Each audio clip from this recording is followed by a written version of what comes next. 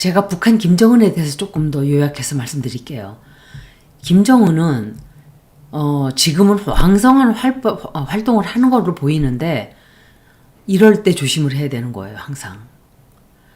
이 사람이 2026년도부터 이미 2026년도가 아마 제일 위험한 시기가 될 수 있어요.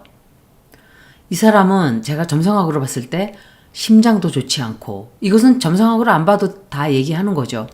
위장도 좋지 않고 혈압, 갑상선, 또 신경계도 좋지 않아요. 이 사람이 지금 중국이 조금 띄워주고 미국이 김정은 하니까 자기가 몸값이 지금 하늘로 치솟는 줄 알고 있는데, 이렇게 착각을 하다가 큰 실패를 맛볼 수 있어요. 정치적으로 과도한 무리수를 두다가 외교를 실패할 확률이 내년에 들어와요. 건강도 안 좋아지겠죠. 과도한 통제를 하려고 한다든지 권력 행사를 너무 자기의 그릇에 맞지 않게 하려고 하다가 내부로부터 반발을 살 가능성도 있어요. 내년을 제가 좀 뽑아봤는데 이것은 카드 설명으로도 제가 해드렸던 거예요. 내년에는 내부적인 갈등이 굉장히 커지고, 그리고 올해는 참 잘 나가는 것처럼 보이지만 외부적으로 압력을 크게 받게 돼요. 그리고 김정은의 권력이 내년이 되면은 새로운 방향을 찾아야 될 거예요. 압력이 굉장히 커져요. 하여간 내년은 뭔가 과격한 시도, 과도한 무리 이런 거를 하다가 내부적으로 큰일이 좀 생기는 게 아닌가. 그리고 외교적으로도 충돌이 생겨요. 우리하고도 생기고 미국하고도 생기고 북한하고도 중국하고도 생길 수 있어요. 이 김씨 가문은 항상 권력 중심으로 몰고 가지만 이 권력을 더 키우겠다 하는 기운이 점점 세진단 말이에요. 그러면 이 사람이 점점 더 강하게 하려고 하는 행동을 보이게 되겠죠. 그런데 이렇게 하다가 내부 권력에 균열이 찾아올 수 있고, 또 후계자를 찾고자 하는 그런 다툼도 있을 수 있어요. 정책적으로 과잉하게 한다든지 내부적으로 숙청을 한다든지 또 새로 편성을 한다든지 하는, 게다가 외교적으로 극단적인 행보를 보일 수도 있어요. 도발을 한다든지 미사일을 쏘아 올린다든지 그럴 수도 있겠죠. 근데 그렇게 까불다가 엎어지는 거예요. 제가 사람들 리딩을 할 때 항상 그 얘기를 해요. 내가 기운이 세지고 막 좋을 때 더 조심해야 되고 더 겸손해져야 되는 이유가 바로 그거예요. 윤석열 정권도 끝간줄을 모르고 함부로 나대고 마구마구 함부로 행동을 하다가 딱 하고 걸려서 넘어진 거예요. 내년에 아마도 러시아나 중국과 자기가 뭐나 되는 줄 알고 막 날뛰길 거예요. 내가 대단히 중요한 사람이다. 관계를 우리가 이제 맺자. 다시 어떻게 옛날처럼 하자. 우리 할아버지 시대처럼. 그런데 사실은 스탈린 때는 김일성이가 들어가서 무릎 꿇고 빌었어요. 그냥 저 아래에 있던 국가였어요. 사이비 국가였던 거예요. 지금도 그렇지만. 경제 제재를 벗어나기 위한 어떤 행동을 많이 할 수 있어요. 내년에. 그렇지만 지금 잘 나가다가 오히려 미국에서 제재를 가한다든지 국제사회에서 또 따돌림을 시킨다든지, 북한이라는 나라는 너무도 불규칙적이고 불안정하고 안정이 안 돼요. 군사미사일을 자꾸 쏘아 올릴 수도 있고, 미사일을 발사한다든지 위성을 발사한다든지 뭐 경고를 한다든지 그러다가 역풍이 불 수도 있다는 말씀을 드리는 거예요. 우리나라도 지금 힘들지만 북한도 민생이나 경제 회복이 굉장히 어려울 거예요. 러시아에 가서 전쟁을 해서 돈을 좀 벌어서 지금 쓰고 있겠지만 결국은 죽은 사람들은 가만히 있을까요? 그리고 또 좋지 않은 시기가 2029년도에 들어오거든요. 이 사람이 이때 내부적으로 굉장히 큰 배신을 당한다든지 또 측근한테 배신을 당한다든지, 이 사람이 통제를 더 이상 할 수 없는 에너지가 점점점 세져요. 이것은 명왕성이 물병자리에 들어가 있는 영향을 북한도 받게 되기 때문에 그래요. 북한은 결국은 무너져 내리게 돼 있어요. 반드시. 근데 2029년도가 되면은 이 사람이 어떤 사고가 생길 수 있고 2027년도도 좋지 않았어요. 사실은. 이 사람은 건강적으로 굉장히 안 좋아요. 이 사람은 2029년도 후반이 되면 권력 다툼이 최악으로 치닫을 수 있고 또 정권이 흔들려서 무너질 수도 있는 그런 것들이 이제부터 서서히 발생을 할 거예요. 그런데 북한의 국가의 운세도 제가 점성학으로 봤을 때 동시에 나빠지는 때가 2026년도예요. 2027년도는 북한이 나쁘지만 2026년도는 김정은도 나빠지고 북한의 운세도 나빠져요. 지금은 북한이 되게 잘 나가는 것 같고 중국이 막 띄워주고 이랬지만 사실은 미국을 겨냥한 그리고 우리 대한민국이 가지 않은 데 대한 약간의 보복 심리가 좀 있었을 거라고 생각을 해요. 진짜 김정은을 그렇게 띄워주고 싶었겠어요? 저는 그렇게 생각해요. 그래서 외교적으로 고립을 당할 수 있고 그리고 어떤 미사일을 쏜다든지 뭔가 군사적인 행동을 하려고 하다가 역풍이 크게 불 수 있어요. 내년에. 북한이 그렇고 김정은 역시 건강이 무너질 수 있어요. 내년에.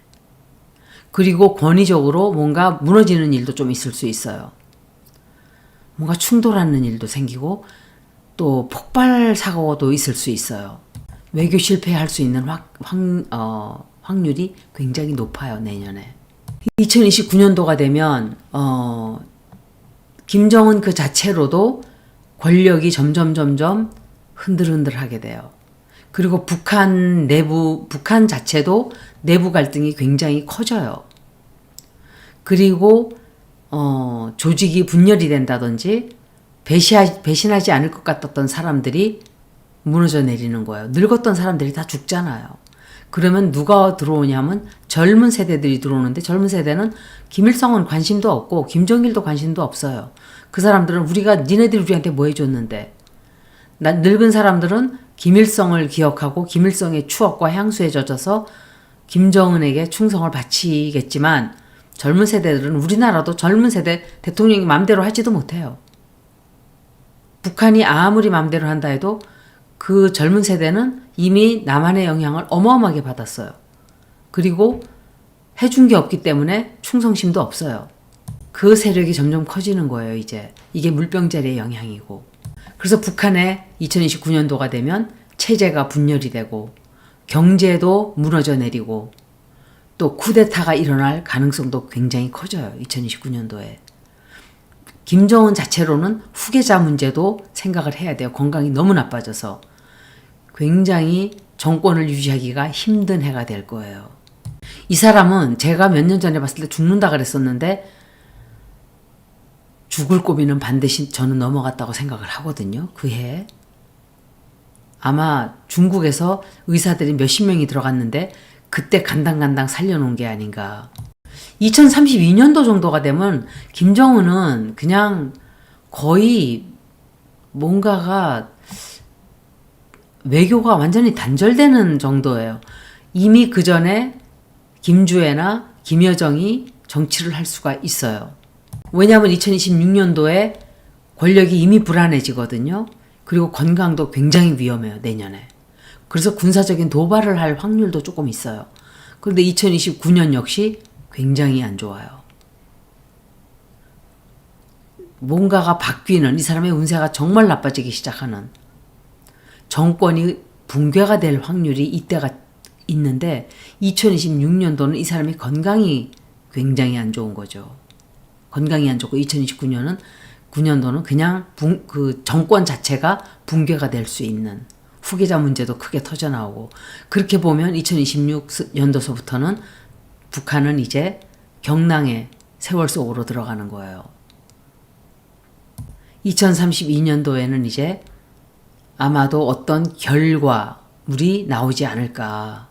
이 사람이 만약에 살아있다면 2030년도 권력을 유지하기는 상당히 힘들 거예요. 만약에 살아있다 해도 쿠데타가 일어난다든지 정권이 붕괴된다든지 하는 일은 저는 꼭 생길 거라고 생각을 해요. 만약에 그렇게 되면 굉장히 많은 변화가 우리 한반도에 있게 되겠죠.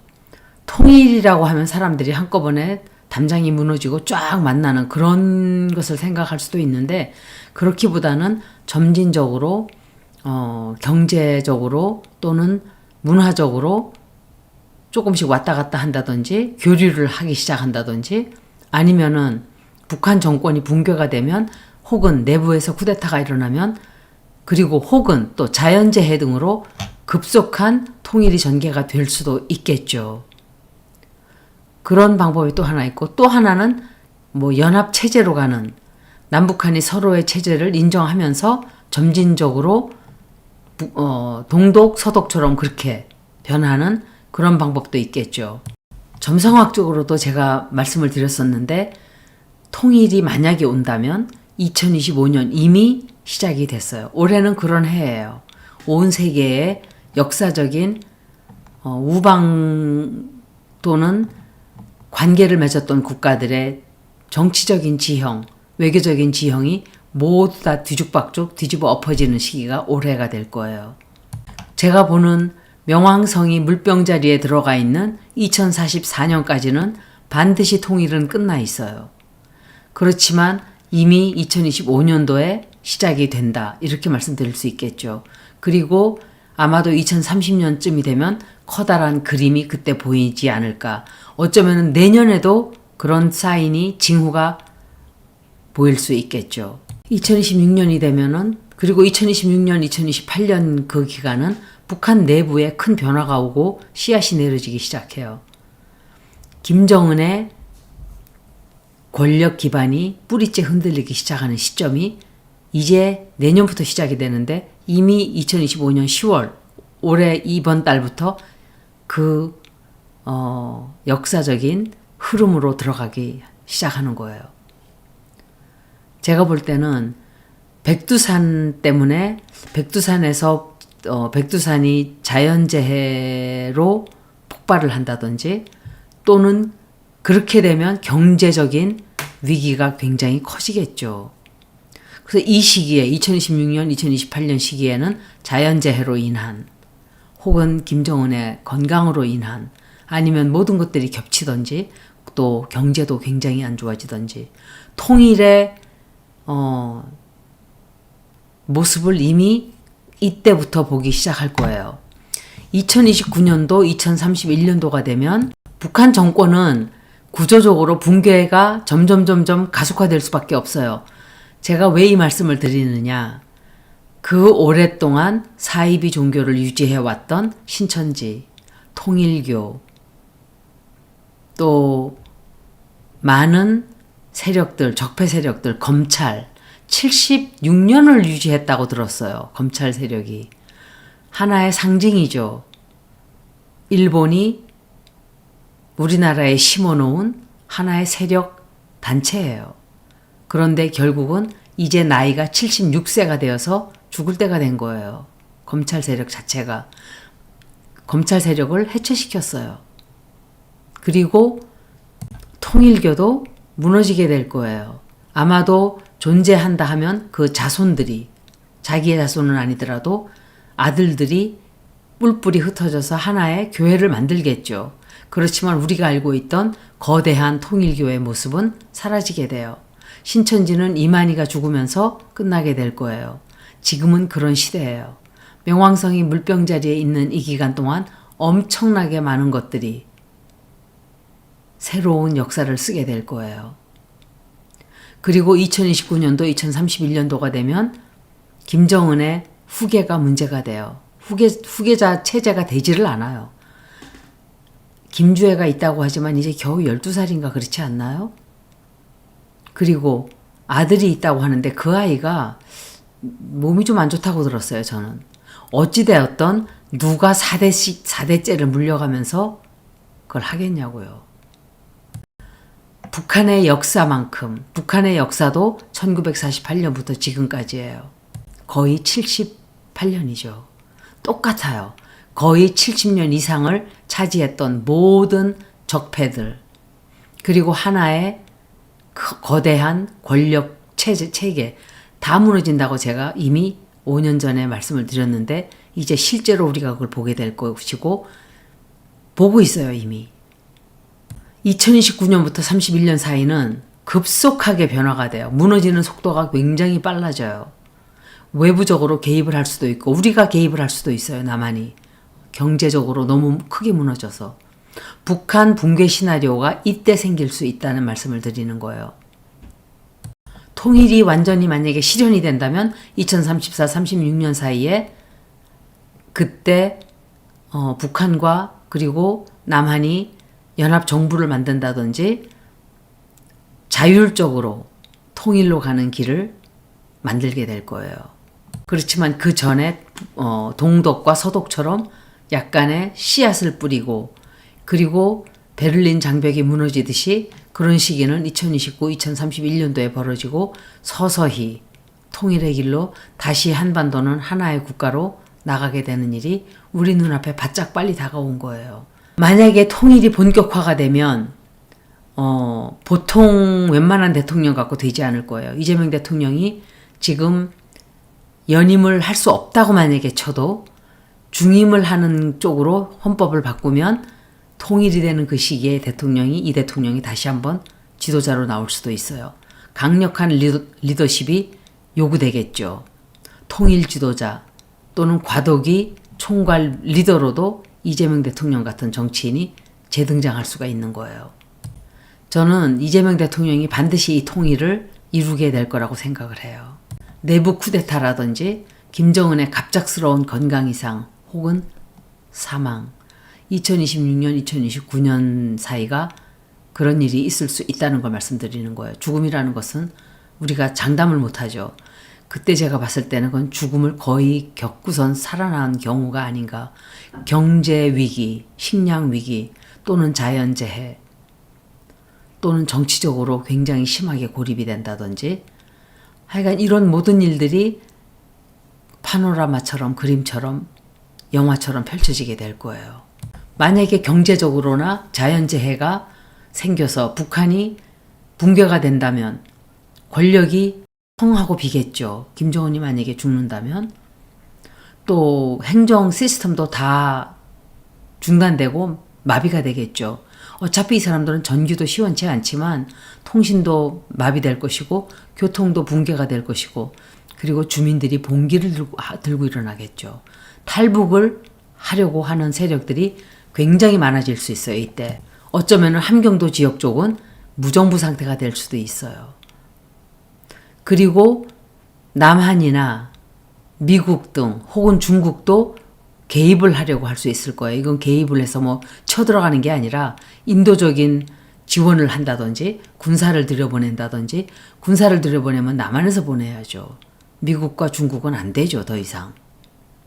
그리고 과도정부나 이런 쪽으로 갈 확률이 커진다 이렇게 생각이 돼요. 2030년도에 만약에 그런 일이 생긴다고 치면 국가 리더십을 요구하는 그런 지도자가 나타나야 되겠죠.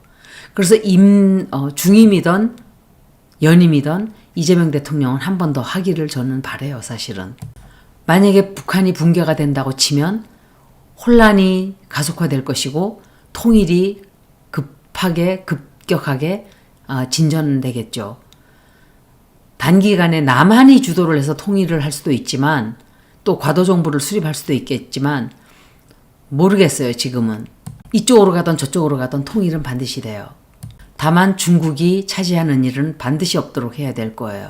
그렇게 하기 위해서 북한에서 우리에게 도움을 요청하는 게 아닌가. 체제가 붕괴되는 것은 2028년부터 2031년 사이가 제일 높아요. 제일 위험한 시기가 이때예요. 자연재해가 나서 이렇게 되든지 모든 면으로 김정은으로 봐도 북한 체제로 봐도 우리는 대한민국은 이 시기를 대비해서 통일 전략을 세운다든지 또 사회적으로 우리가 어떻게 수용할 것인가 하는 작전을 짠다든지 그것을 준비를 해야 돼요. 새로운 정치 리더십이 강력하게 요구되기 때문에 중임 도전도 이때 제기될 수가 있겠죠. 제가 황지우 시인의 너를 기다리는 동안을 조금 말씀드리고 이 방송을 마감할게요. 너를 기다리는 동안, 내가 미리 가 너를 기다리는 동안, 내가 오기로 한 그 자리에 내가 미리 가 너를 기다리는 동안, 다가오는 모든 발자국은 내 가슴에 쿵쿵거린다. 바스락거리는 나뭇잎 하나도 다 내게 온다. 기다려 본 적이 있는 사람은 안다. 세상에서 기다리는 일처럼 가슴 애리는 일이 있을까?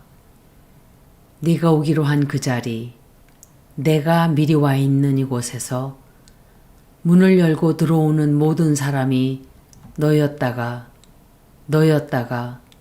너일 것이었다가 다시 문이 닫힌다. 사랑하는 이여, 오지 않는 너를 기다리며 마침내 나는 너에게 간다.